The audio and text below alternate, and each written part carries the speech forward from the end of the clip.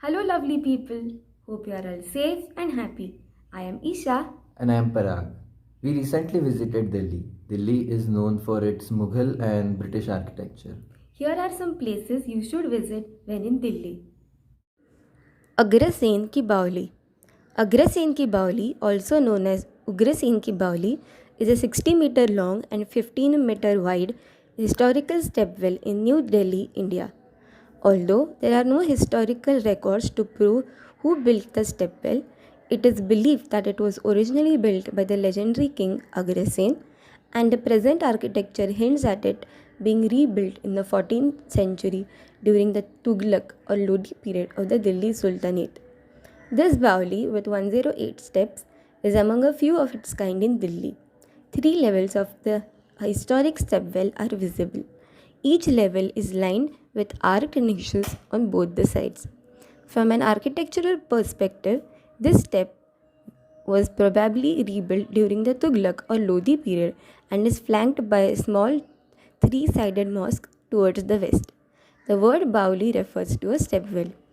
Also known as Baudi or Baudi, this kind of structure can frequently be found in the states of Rajasthan and Gujarat. Temple step walls and water temples were quite popular in ancient India. The step wells and reservoirs in places like Dholavira give a fair sense of architectural patterns followed in the Indus Valley civilization. Lodi Garden.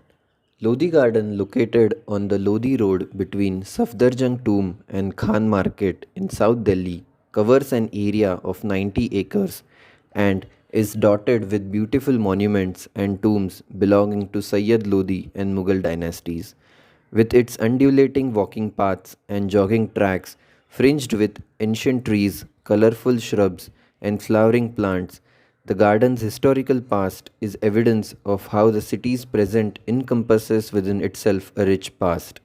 Till 1931, these tombs, mosque, and other structures stood in what was then called the village of Khairpur on the outskirts of New Delhi.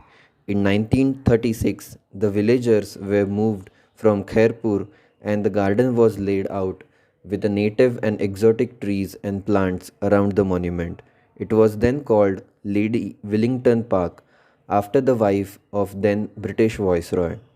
Post independence, it was more appropriately renamed Lodi Garden and was redesigned in 1968 by J.A. Stain, an eminent architect.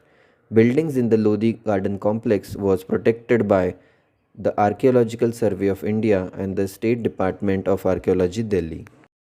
Jantar Mantar. Jantar Mantar is located in the modern city of New Delhi.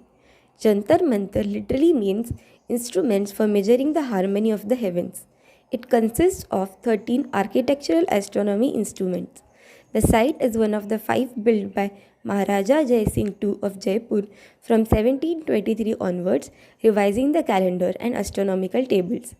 Jai Singh, born in 1688 into a royal Rajput family that ruled the regional kingdom, was born into an era of education that maintained a key interest in astronomy. There is a plaque fixed on one of the structures in the Jantar Mantar Observatory in New Delhi that was placed there in 1910, mistakenly dating the construction of the complex to the year 1710. Later, research though suggests 1724 as the actual year of construction. Its height is 723 feet. The primary purpose of the observatory was to compile astronomical tables and to predict the times and movements of the sun, moon, and other planets. Some of these purposes nowadays would be classified as astronomy. Jama Masjid. The Masjid-e-Jahannuma, that is, World Reflecting Mosque, commonly known as Jama Masjid of Delhi, is one of the largest mosques in India. It was built by the Mughal Emperor Shah Jahan between 1650 and 56 and inaugurated by its first Imam, Sayyid Abdul Ghaffur Shah Bukhari. Situated in the Mughal capital of Shahjahanabad, today's Old Delhi, it served as the imperial mosque of the Mughal emperors until the demise of the empire in 1857. The Jama Masjid was regarded as a symbolic node of Islamic power across India, well into the colonial era. It was also a site of political significance during several key periods of British rule. It remained in the active use and is one of the Delhi's most iconic sites, closely identified with the ethos of Old Delhi. The Jama Masjid served as Delhi's primary mosque and has a largely congregational function. The Muslims of city traditionally gather here to offer communal Friday prayer as well as for major festivals such as Eid. Humayun's tomb. This tomb, built in 1570, is of particular cultural significance as it was the first garden tomb on the Indian subcontinent. It inspired several major architectural innovations, culminating in the construction of the Taj Mahal. Humayun's tomb, Delhi, is the first of the grand dynastic mausoleum that were to become synonymous of Mughal architecture, with architectural style reaching its zenith 80 years later at the latter Taj Mahal. The authenticity of Humayun's tomb lies in the mausoleum, other structures, and the garden retaining its original form and design, material, and setting. The tomb and its surrounding structures are substantially in the original state, and interventions have been minimal and of high quality.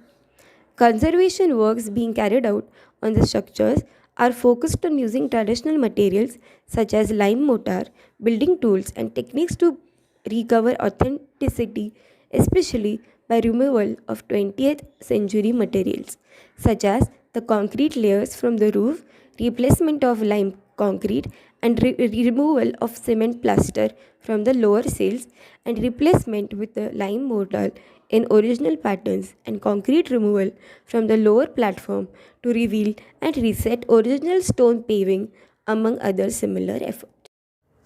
Red Fort or Lal Killa. Red Fort is a historic fort in Old Delhi, served as the main residence of Mughal emperors. Emperor Shah Jahan commissioned construction of the Red Fort on 12th May 1638 when he decided to shift his capital from Agra to Delhi. Originally red and white, its design is credited to architect Ustad Ahmad Lahori, who also constructed the Taj Mahal. The fort represents the peak in Mughal architecture under Shah Jahan and combines Persianate palace architecture with Indian traditions. Every year on India's Independence Day, the Prime Minister hoists the Indian flag at the fort's main gate and delivers a nationally broadcast speech from its ramparts. The Red Fort complex was built as the palace fort of Shah Jahanabad, the new capital of 5th Mughal Emperor of India, Shah Jahan. Named for its massive enclosing walls of red sandstone, it is adjacent to the older fort, the Salimgarh, built by Islam Shah Suri in 1546, with which it forms the Red Fort complex. Red Fort is considered to represent the zenith of Mughal creativity, which under the Shah Jahan was brought to a new level of refinement. The planning of the palace is based on Islamic prototypes, but each pavilion reveals architectural elements typical of Mughal buildings, reflecting a fusion of Persian, Timurid, and Hindu tradition. Red Fort's innovative planning and architectural style, including garden design, strongly influenced later buildings and gardens in Rajasthan, Delhi, and Agra. Sundar Nursery. Creating green spaces in urban areas constitutes a significant improvement in the quality of the environment and people's living conditions. They are leisure spaces and meeting places for all ages and all social categories, encouraging different sectors of the population to mix and integrate.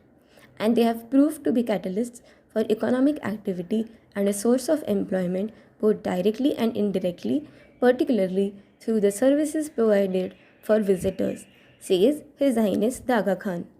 Sundar Nursery, earlier known as Azim Bagh, Great Garden, in Mughal times was established in the 20th century to propagate plants for the New Delhi. It occupies an area of 25 hectares.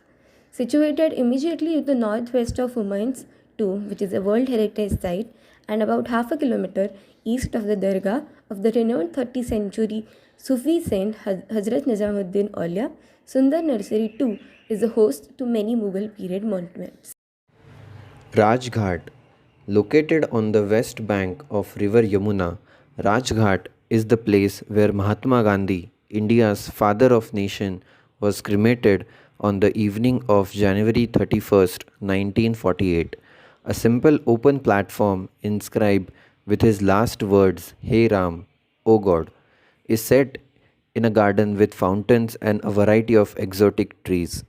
This memorial was designed by Vanu G. Bhuta. The simplistic structure of Rajghat represents the simplicity of the Mahatma Gandhi. This structure of black marble with a height of 2 feet is surrounded by a fence of white marble. It is an open platform with only the sky above it. Surrounded with lush greenery and fountains, Rajghat also presents a view worth admiring. A captivating park surrounds the Rajghat. In this park, there are trees which have been planted by various leaders from the world.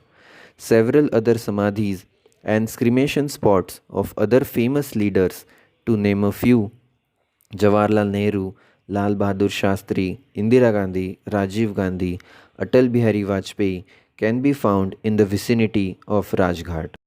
India Gate. The India Gate, formerly known as the All India War Memorial, is a war memorial located near the Rajpath on the eastern edge of the ceremonial axis of New Delhi, formerly called Duty Path. It stands as a memorial to 84,000 soldiers of the British Indian Army who died between 1914 and 1921 in the First World War. Designed by Sir Edwin Lutyens, the gate evokes the architectural style of the memorial arch, such as the Arc of Constantine in Rome, and is often compared to the Arc de Triomphe in Paris and the Gateway of India in Mumbai. Following the Bangladesh Liberation War in 1972, a structure consisting of a black marble plinth with a reverse rifle capped by a war helmet and bounded by four eternal flames was built beneath the archway. This structure, called Amar Jawan Jyoti, also known as Flame of the Immortal Soldier, has since 1971 served as India's tomb of the unknown soldier. India Gate is counted amongst the largest war memorials in India, and every Republic Day, the Prime Minister visits the gate to pay the tributes to the Amar Jawan Jyoti, following which the Republic Day parade starts. India Gate is often a location for civil society protests. Qutub Minar. The Qutub Minar is a minaret and victory tower that forms part of the Qutub complex, which lies at the site of Delhi's oldest fortified city, Lal Kot, founded by the Tomar Rajputs. It is a UNESCO World Heritage Site in the Mehrauli area of South Delhi, India. It is one of the most visited tourist spots in the city, mostly built between 1199 and 1220.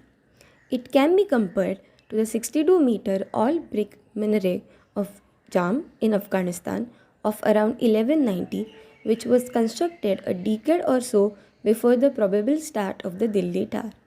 The surfaces of both are elaborately decorated with inscriptions and geometrical patterns.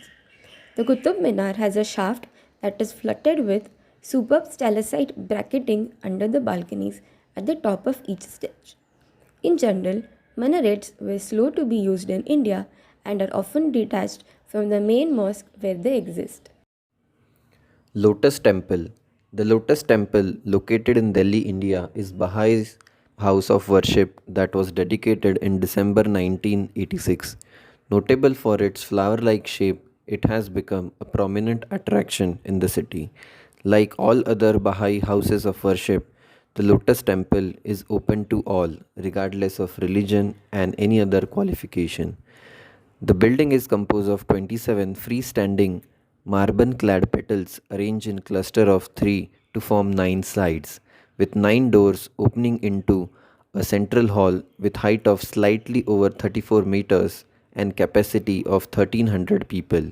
The Lotus Temple has won numerous architectural awards and has been featured in many newspaper and magazine articles. Anyone may enter Lotus Temple irrespective of religious background, gender, and other distinction, as is the case with all Baha'i houses of worship. The sacred writings of not only Baha'i faith but also other religions can be read or chanted regardless of the language. We hope you liked the video. Please do let us know in the comment section. Yes, and also don't forget to subscribe to our channel. Thank Thank you. you. Have a nice day.